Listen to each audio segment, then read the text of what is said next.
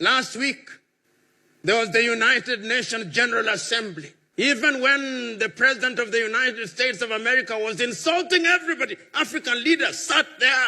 But when their fellow African head of state is talking, they are busy doing other things. Who cast us? Who bewitched us?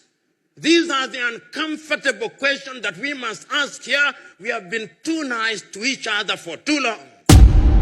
The net effect is that if you go into any African environment and you ask young men and women, do you want to leave Africa? 9 of them want to run away. That is why they are dying in the Mediterranean Sea. That is why they are dying off the coast of Senegal. That is why they are being humiliated at embassies. You go to the embassy of any Western country in any African country and you'll see the humiliation. They ask you, even your great-great-grandmother who died long before you are conceived as an idea. Those are the circumstances in which we find ourselves. On average, many of you who are present here, allow me to be morbid, in the next 40 years you'll be upstairs. The question is, what are you leaving for your children and children's children? These are the uncomfortable questions that we must ask. And these questions must be answered by Nigeria primarily. I've said not once, not twice, but times without number, that the day Nigeria wakes up, that is the day Africa wakes up. And those of you who have had occasion to travel, you go to different parts of the world, you look for the best doctors, Nigerian. Look for the best engineers, Nigerians. Look for some of the best lawyers, Nigerians. The Nigerians are everywhere doing great things across the continent of Africa. And whenever Nigeria has decided to provide leadership, Africa has changed. You ask the Liberians with ECOMOG.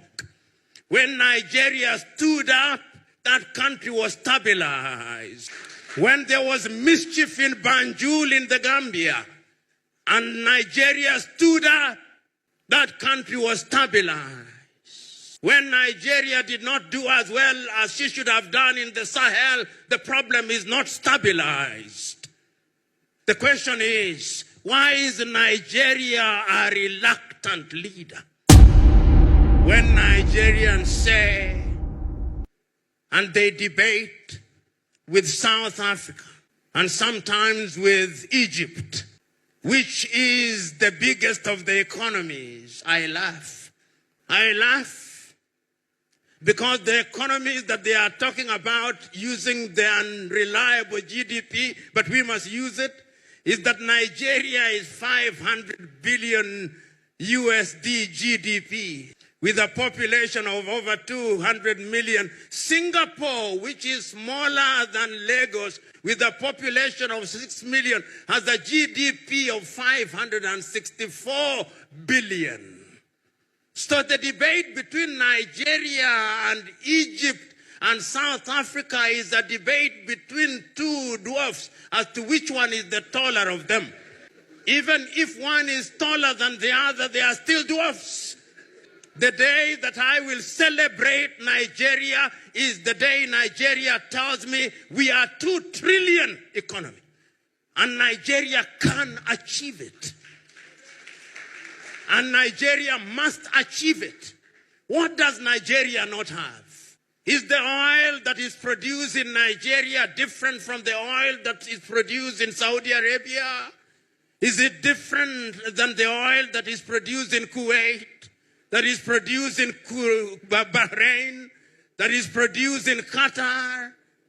Why must Nigeria not be the leader that has pipelines across the continent of Africa? Why can she not do it? She can. But we have allowed ourselves to be paralyzed by analysis and to be paralyzed by lamentation. It is your own kinsman, Chinua Achebe, who said that adversity is a problem of humanity, but we must never allow ourselves to be the victims or the agents of adversity. We must allow ourselves to be the conquerors of adversity. Chinua said, and I remember so very vividly in 1983, when Chinua Achebe wrote the little book, The Trouble with Nigeria, and he simply said that the problem with Nigeria, and he there said the rest of Africa, is simply and squarely one of leadership. And his leadership at all levels. Many times we think that politics is the only site of leadership. No. Leadership is at all levels. Why can't you, if you've run this beautiful club for 82 years and run it well, why can't that be upscaled and replicated in every other sector of Nigeria? Why? Why is it that in this micro environment, you do not care who is who in this club? Everybody has a sense of esprit de corps, a sense of camaraderie. You do not care from which ethnicity you come from. But when you want to run the club that is Nigeria, you now talk tribe, you now talk religion. Why? These are the uncomfortable questions that you must confront, because if you do not confront them, then Nigeria and Africa will continue to punch below her weight. I was at an African university, and at that university they said that their greatest desire was that they wanted to be like Harvard and Cambridge. And I said, why do you want to be like Harvard? Why do you want to be like Cambridge? Why can't you not just be you? One of the things that we Africans must do is to exercise the ghost of low self-esteem and to wear the spirit of self-belief. The day we do that, that is the day that Africa will begin to grow. I'm asking you who are shakers and movers, shake those who are in government. Honorable Governor, Deputy Governor, ask yourself, 20 years from today, when you are no longer governor and history is written about you, what will they say?